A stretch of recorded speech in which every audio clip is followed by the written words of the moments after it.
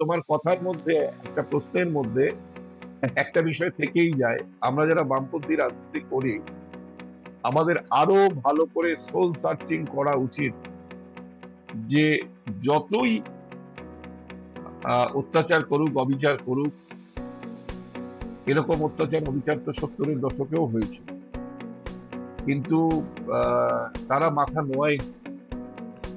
ফলে আমাদের প্রচারের মধ্যে কোনো খামতি আছে কিনা বা আমাদের স্টাইল অফ ফাংশনিং এর মধ্যে কোনো খামতি আছে কিনা, সেটা অবশ্যই খতিয়ে দেখা উচিত।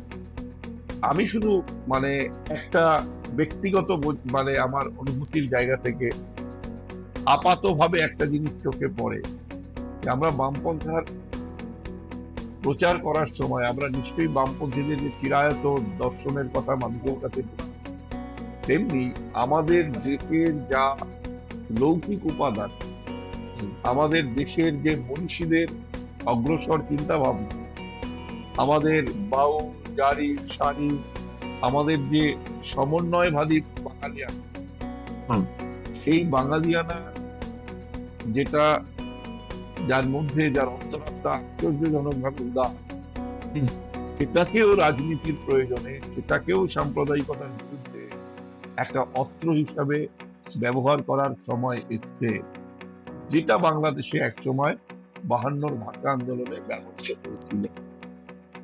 এটা আসার কথা যে পশ্চিমবঙ্গের রাজনীতিতে এখন ভাষাও একটা ইস্যু, যেটা অনেককাল ইস্যু হয়নি।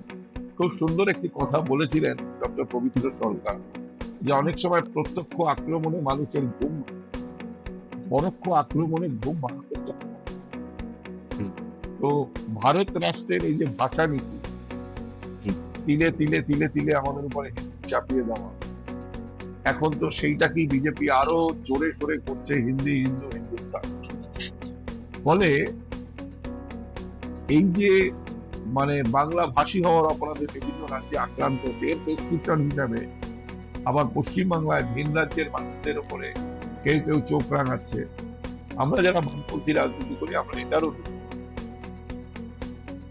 বিরোধী। সর্বপ্রকার নিপীড়নের বিরুদ্ধে হচ্ছে আমাদের অবস্থান, এবং যে কোনো এবং যে কোনো উগ্রবাদের হচ্ছে আমরা বিরোধী।